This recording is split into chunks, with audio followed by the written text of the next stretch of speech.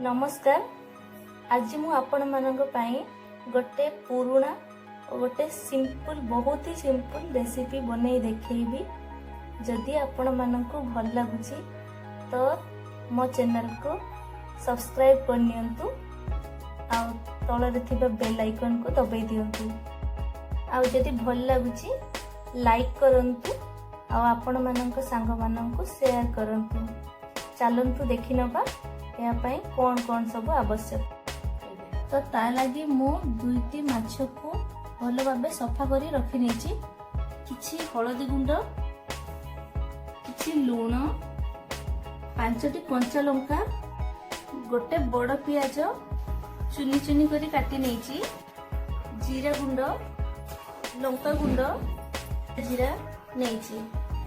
आउ ता लगी मु सोरिष को भल भाबे पेस्ट करके नेची। वर्तमान माछरे मु गोटे चमच हळदी गुंड,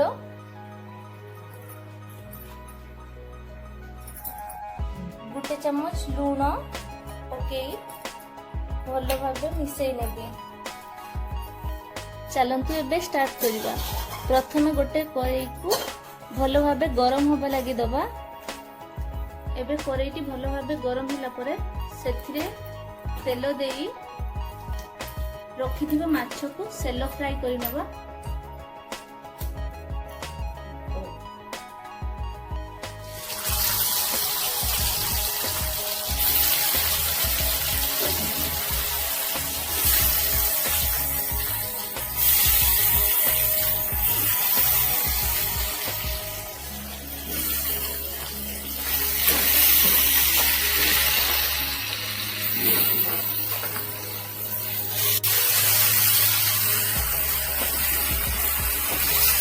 माछटी को उल्टे नबा, दुई पाख भल भाव फ्राए कर नबा।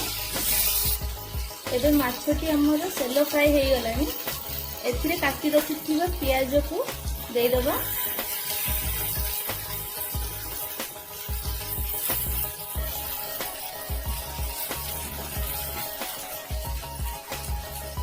एथिरे 3 बड़ चम्मच सोरिष पेस्ट दे दबा।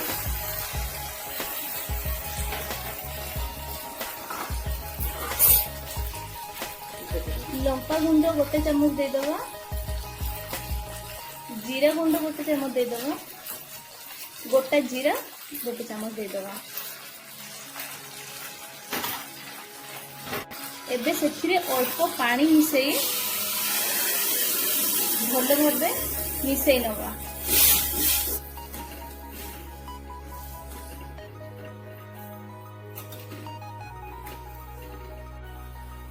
वर्तमान भल भाबे मिसई नेला परे सेथिरे किछि तेल देई दबु। एथिरे सोरिष तेल देले बहुत भल टेस्ट आसे। आ परे गोटा कंचा लंका बा सुखिला लंका दे दियौ। एबे 15 रु 20 मिनिट सिम आंच रे बसई दबा। एबे हमरो माछो हेई आसलानी।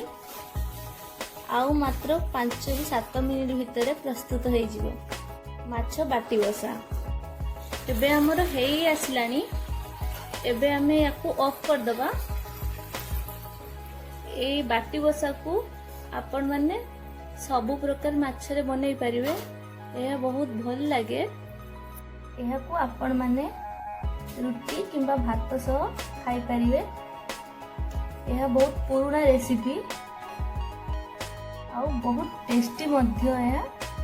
तो आपण थरे निजे घरे बनातु, ट्राई करी कहतु मते कमेंट रे केमिति लागिला।